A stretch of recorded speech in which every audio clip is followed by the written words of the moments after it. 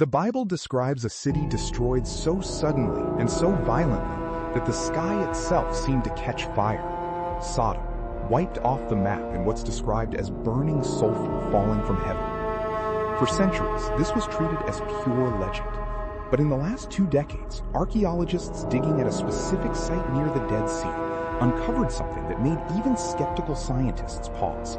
A city that appears to have been destroyed instantly by something with the force of a nuclear-scale event. Today, what the Bible says, what archaeologists actually found, and why this is still one of the most contested debates in biblical archaeology.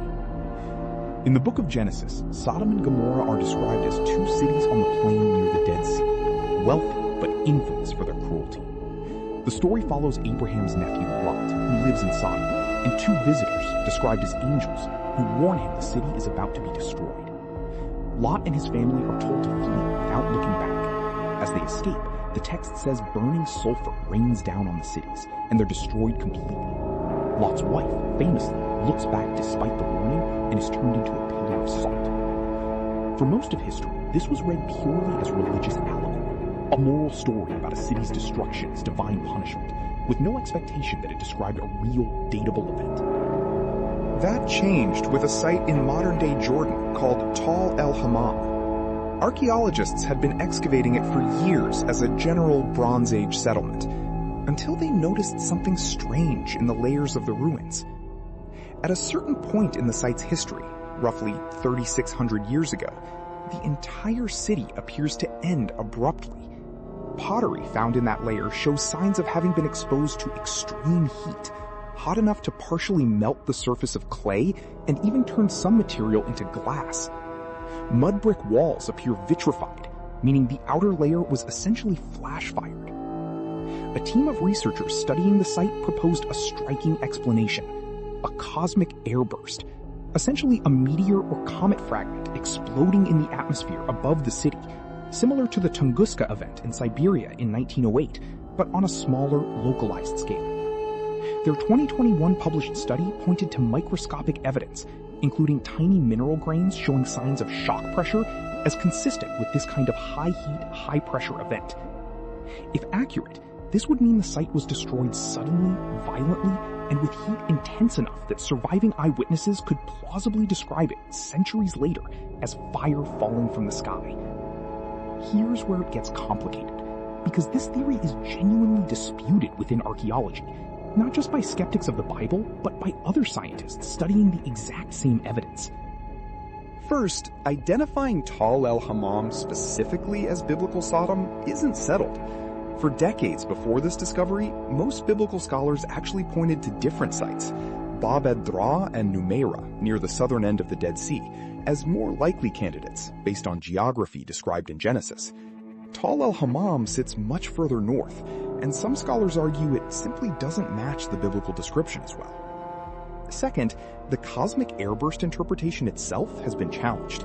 Some geologists and archaeologists who reviewed the same samples argued the melted materials could potentially be explained by intense, ordinary fires, from warfare or accidental destruction, without needing an outside cosmic event at all.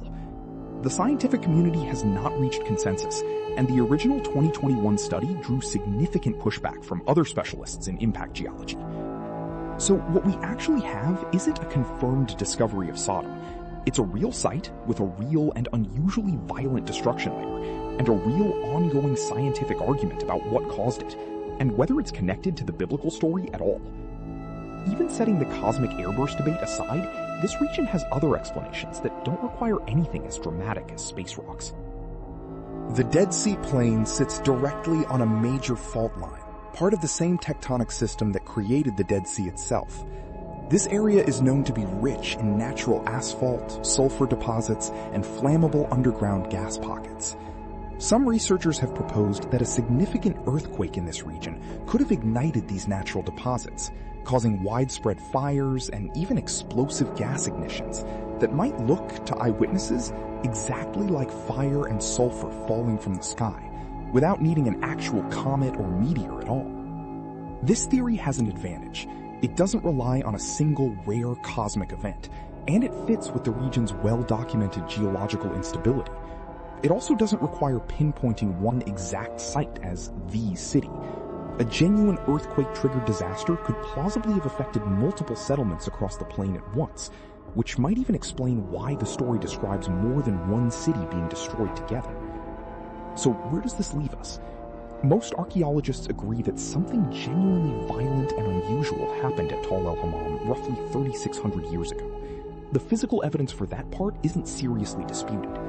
What remains unresolved is the cause, and whether this site has any real connection to the biblical account at all, rather than being a separate historical event that later got woven into a much older oral tradition.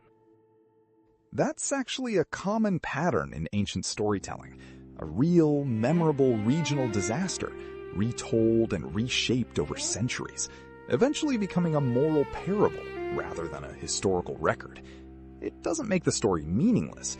It just means the relationship between real event and religious text is far messier than a simple yes or no answer.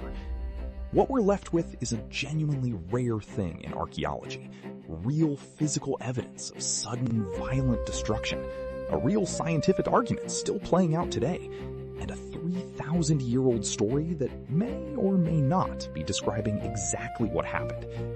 If you found this as fascinating as the Ark of the Covenant video, subscribe, because next time we're going even deeper into history's most contested biblical mysteries.